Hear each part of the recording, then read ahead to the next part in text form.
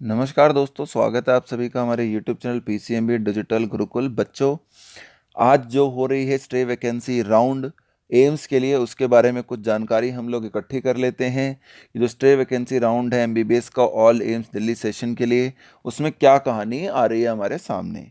तो आज जो हो रहा है उसमें मैं आपको बता देता हूँ कि कितनी सीटों पर आज ये अपना वैकेंसी राउंड क्रिएट किया जा रहा है और कब तक इसका रिजल्ट आने की उम्मीद हमारे को रहेगी। तो मॉपअप राउंड के बाद जो सीटें वेकेंट रह गई थी और बाकी सीटें जो सरेंडर या रेजिग्नेशन की वजह से रही थी, जो confirmation first second mop up round में हुआ उसके बाद उन्होंने रिजाइन कर दी, उनके आज 8:30 बजे सुबह से एम्स में काउंसलिंग चल रही है। इन सभी कैंडिडेट्स का मेडिकल एग्जामिनेशन भी होगा 13 जनवरी 2021 को ही, from 8:45 onwards. Vacant seat position अगर आप थोड़ी सी नज़र डालेंगे तो आपको पता चलेगा कि मंगलगिरी एम्स में एक SC PWD, एक OBC और एक OBC PWD की सीट खाली है। टोटल 3 सीटें खाली हैं। ये इस कॉलम में आपको सारा UR की seats, UR PWD ES EWC दिख रहा होगा। गुवाहाटी के अंदर टोटल 17 सीटें, तो वन ऑफ द मैक्स सीटें खाली हैं। पटना एम्स के अंदर 4 सीटें खाली हैं। रायपुर में 2 सीट्स खाली हैं। राजकोट में 12 सीट्स खाली हैं। बिलासपुर में 2, जम्मू में 15, देवगढ़ में 12, भोपाल में 4, नागपुर में 1, भुवनेश्वर में 2, बठिंडा में 5। तो ये आप देखेंगे हर एक में सीटें खाली हैं। गुवाहाटी में UR में भी खाली हैं। बिलासपुर, जहाँ ज़्यादा सीटें बिलासपुर में UR में खाली हैं, राजकोट में UR में सीटें खाली हैं। तो बहुत सारी जगह पर UR कैटेगरी में भी आपको सीटें वैकेंट नज़र आ रही होंगी। जम्मू में UR में 6 सीटें खाली हैं। देवगढ़ में 4 सीटें खाली हैं। UR कैटेगरी की भी सीटें बची हुई हैं। सभी कैटेगरी के कैंडिडेट्स के लिए अच्छी खबर है आज के लिए। भुवनेश्वर में 2, जोधपुर में 4, गोरखपुर में 9, रायबरेली में 10, ऋषिकेश में 6 और 9। तो टोटल जो सीट्स हैं बेटा, वो UR कैटेगरी के लिए 36 सीटें बची हैं। उसके बाद सबसे ज़्यादा सीटें OBC कैटेगरी के लिए हैं 43, फिर SC में 13 हैं और ST में 11 सीटें हैं। तो मेजॉरिटी ऑफ सीटें तो देखिए ये आपको यहाँ पे नज़र आ रही होंगी। General, OBC, SC and ST, total 100 से ज़्यादा सीटें पे आज हुआ है।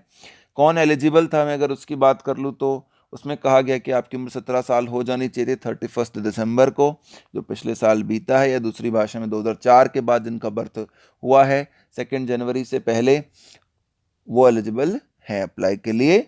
उससे पहले वाले नहीं हैं। ठीक है। तो भाई 2000 जनवरी 2004 के बाद इसका भी बर्थ हुआ होगा और 17 साल का अभी तक नहीं हुआ होगा, तो उसको वहाँ पर एलिजिबल नहीं माना गया। एसेंशियल एकेडमिक क्वालिफिकेशन की अगर हम बात करते हैं तो आप देखेंगे कि 12th आपको पास करनी है, जो नॉर्मल रहता है कि जनरल कैटेगरी के लिए 50%, PWD के लिए 45% और SC ST के लिए 40% मार्क्स कम से कम होने चाहिए। तो यहाँ पर आपको दिख रहा होगा कि ये मार्क्स होने चाहिए, पास करना पड़ेगा आपको। एडिशनल सब्जेक्ट वाले लोग भी अलाउड होंगे स्टे वैकेंसी राउंड के लिए, जिन्होंने बायोलॉजी एडिशनल पास किया है या ICSE वगैरह बोर्ड से भी आप पास हैं। मिनिमम मार्क्स देखिए, जो मैंने आपको बता ही दिया है कि नॉर्मली 50% होता है, तो यहाँ पर हम देखते हैं 60, 50 और 45। एम्स के लिए थोड़ा सा आपका परसेंटेज मार्क्स इंक्रीज मांगता है।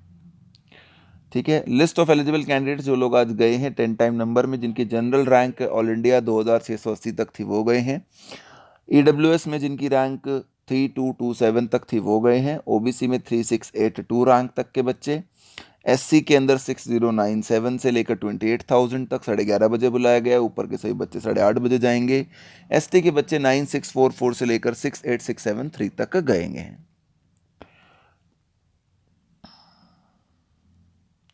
PWBD के कैंडिडेट्स को सभी को 8:30 पहुंचना था सुबह, चाहे उनकी रैंक या मार्क कोई भी हो। काउंसलिंग का प्रोसेस हम जानते हैं कि ऑफलाइन मोड में काउंसलिंग होगा। आपको अपनी डिटेल्स आप सबने ऑनलाइन फॉर्मेट पे एम्स वेबसाइट पे भर दी होगी 10 जनवरी तक। On 12 January during stay vacancy round for MBBS 19 AIIMS, first सबसे पहले UR काउंसलिंग होगी, फिर OBC और फिर SC ST की काउंसलिंग कराई जाएगी। अगर काउंसलिंग के वक्त OBC की कोई सीट वैकेंट रह जाती है तो वो UR कैटेगरी में कन्वर्ट हो जाएगी, और SC ST की सीट अगर वैकेंट रह जाती है तो ST SC में आपस में चेंज होगा। अगर फिर भी वैकेंट रह जाती है तो UR कैटेगरी को जाएगी। UR candidates will be called again in case any OBC ST state vacancy round। तो इसलिए UR कैंडिडेट से रिक्वेस्ट है कि वो आखिरी तक रुके रहें जब तक काउंसलिंग पूरी नहीं हो जाती। कैंडिडेट्स को प्रोड्यूस करनी होगी print out of registration slip issue to them by MCC, जो आप तरीके से आपका ऑनलाइन रजिस्ट्रेशन फॉर्म है वही चीज़ है। from all along with original certificates of qualifications like admit card, rank card, date of birth, etc. No candidate will be allowed to participate without original certificates. जिनके पास पहले से ही सीट है उनको stay round में allowed नहीं किया जाएगा. Candidates will not be allowed to attend stray round counselling without the production of registration slip. Allocation जो है मेरिट के बेस पर ही होगा. ईडब्ल्यूएस और ओबीसी कैंडिडेट्स को अपेयर करना होगा काउंसलिंग में अगर उनके पास ओबीसी और ईडब्ल्यूएस सर्टिफिकेट है सेंट्रल गवर्नमेंट के द्वारा इशूड, वरना नहीं माना जाएगा, उनको जनरल पे ले जाया जाएगा. बाकी नोटिस सारे सेम है. तो बच्चों ये स्टे वैकेंसी राउंड से रिलेटेड जानकारियां थी. Thank you so much for watching the video friends. Have a good day. Take care of yourself. Please subscribe to our channel and support us.